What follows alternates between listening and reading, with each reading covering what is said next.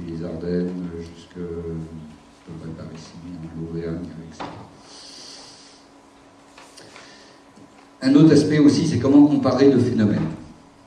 Je veux comparer, alors les FAO sont les femmes actives occupées, hein, l'INSEE les désigne par le terme FAO. Les femmes actives, donc les femmes qui travaillent, bon, et qui ne sont pas au chômage. Si on fait un taux de pénétration, ce que font classiquement les gens, hein, au niveau de l'analyse, ça va mettre en valeur une ville qui s'appelle Douaumont. Alors pourquoi j'ai choisi Douaumont? Parce que le nom est un petit peu connu, c'est à côté de Verdun. Bon, Douaumont, il reste 2 ménages. Et sur les 2 ménages, il y a 2 femmes actives, 100% de femmes actives. Ah, un marché génial, hein, je vends des produits pour les femmes actives, je vais installer un magasin à Douaumont, bien sûr, il y a 100%. Bon, raisonnement idiot. Par contre, je me rends compte qu'à Vitry, je n'ai que 50% de femmes actives. Mais, il y en a 15 000. Bon, il est clair que mon point de vente, je ne vais pas le mettre à Douaumont, je vais le mettre à Vitry. Donc cette représentation, clairement, est mauvaise. Cette pénétration, hein, il ne faut pas faire ça comme ça. Qu'est-ce qu'il faut faire? Ben, pour comparer deux phénomènes, on va reporter les valeurs sur en X, en Y, hein, les ménages, le nombre de ménages, le nombre de femmes actives, et puis on se rend compte que ça forme un nuage, hein, logique. Hein, plus il y a de ménages, et donc bien sûr plus il y aura de femmes actives, ça c'est tout à fait normal. Et puis mes droites de régression, alors ça c'est pas un niveau universitaire très élevé, hein, les droites de régression, c'est des choses qu'on apprend, je crois, en seconde, ou quelque chose comme ça, ou en première, à la limite. Enfin, bon. Coefficient de corrélation très élevé, bien sûr, il y a une très forte liaison, un lien fort entre la variable femme active occupée et la variable ménage. S'il n'y a pas de ménage, il ne peut pas y avoir de femme active occupée. Et ce qui nous intéresse, ça va être d'examiner ce qu'on appelle les résidus, hein, en langage statistique, c'est-à-dire les écarts entre la réalité. Alors par exemple, la zone qui est là, il y a 128 000 ménages, donc, et elle a 65 000 femmes actives. Si elle était dans la tendance moyenne, dans la tendance générale française, elle ne devrait en avoir que 57 000. Donc il y a une surprésence de femmes actives occupées sur ce territoire de 8 000. Par contre, ici, on est certainement à Paris, parce que c'est une des zones les plus peuplées, sur 288 000 ménages, on a 123 000 femmes actives, alors que si on était dans la tendance nationale, on aurait 129 000. Donc il y a une sous-présence de 6 000 femmes actives sur cette zone. Et ce sont ces valeurs qu'on présente ici, bon après avec une discrétisation en fonction de l'écart type, enfin ça on oublie, et qui met en valeur des choses qui sont claires, que bien sûr il y a beaucoup de femmes actives dans les banlieues, et dans les banlieues de très grandes villes, que par contre il y a très peu de femmes actives dans le bassin minier. Bon bah pourquoi le bassin minier? Le bassin minier est sinistré économiquement, donc dans une zone sinistrée sur le plan économique, les emplois vont moins, bien sûr, aux femmes. Sur la Côte d'Azur, il y a beaucoup moins de femmes actives. Ben, pourquoi? Parce qu'il y a beaucoup de retraités. Donc si on est retraité, on n'est pas actif. Hein, bon.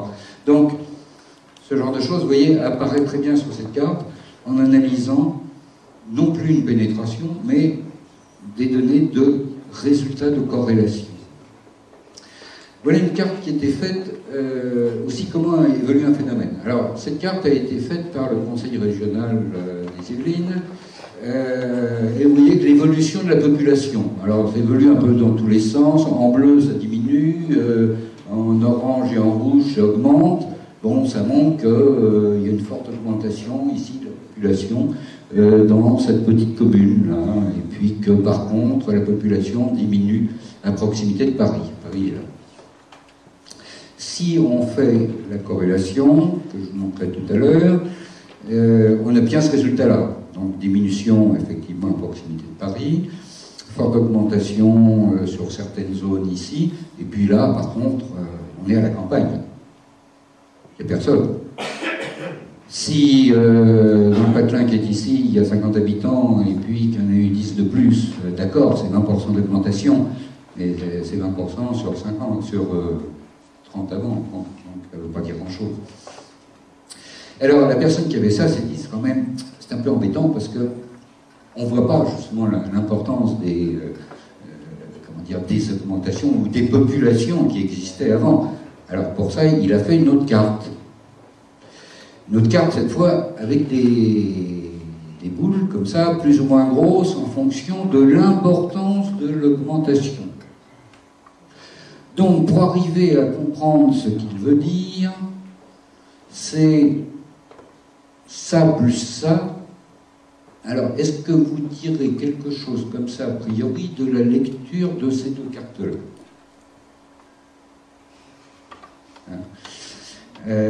Bon, c'est quasiment illisible. Le rapprochement, rapprocher deux cartes comme ça, c'est quasiment impossible. Bon, le résultat, le voilà, bon, tout simplement.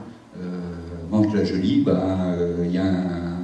Mantes-la-Jolie va augmenter, perdre de la population de ce côté-là, les côtés les plus durs de la zone, et puis gagner de la population de l'autre côté de la Seine, bon, etc., etc.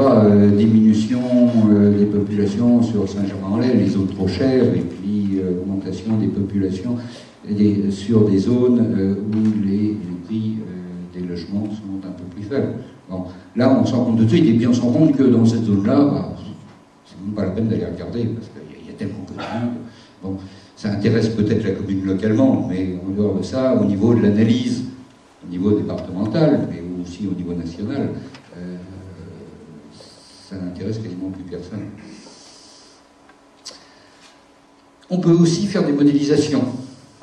Les modélisations, par exemple, un point de vente qui se trouve ici, Paris est là, on est dans la banlieue sud, voilà comment ce point de vente va attirer. Alors, vous voyez que ce n'est pas des cercles réguliers, hein, qu'il y a des zones qui, de par la proximité, alors le modèle, voilà, bon, c'est un petit peu compliqué, mais c'est fait avec des corrélations successives.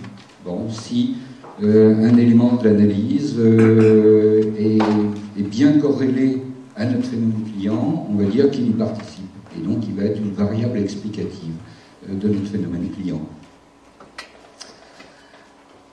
Aussi en modélisation, par exemple, la Pure a modélisé l'emplacement des 1451 stations Vélib sur Paris. Ils ont utilisé également un modèle de grille pour déterminer quelles étaient les possibilités de demande qui ont déterminé les emplacements des stations Vélib. Et puis, alors là, il y a des développements qui sont encore à faire, parce que là, on est un peu dans les balbutiements. C'est de se dire, si deux zones sont proches l'une de l'autre, est-ce qu'elles ont tendance à se ressembler ou n'ont pas tendance à se ressembler? Alors là, bon, ce sont des études faites par des analystes américains, Geary et Moran, bon, qui montrent que à ce niveau-là, ce sont des gens qui produisent des indices. Mais ça ne va pas beaucoup plus loin que ça. Hein. Ici,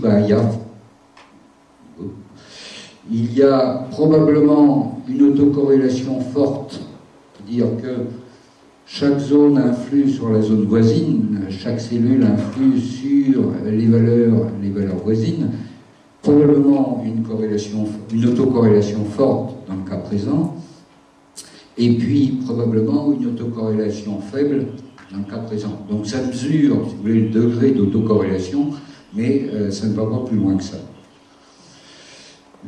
Il y a intérêt à regarder aussi les travaux d'un dénommé Luc Ancelin, qui est sûrement français, qui est à l'université d'Illinois, qui fait des choses très intéressantes sur le sujet. Et puis on peut aller jusqu'aux classifications typologiques en utilisant ce système de grille, donc grâce aux valeurs, faire de l'analyse en composantes principales, etc. Bon, je le cite juste au passage. Ce sont des choses qui restent encore vraiment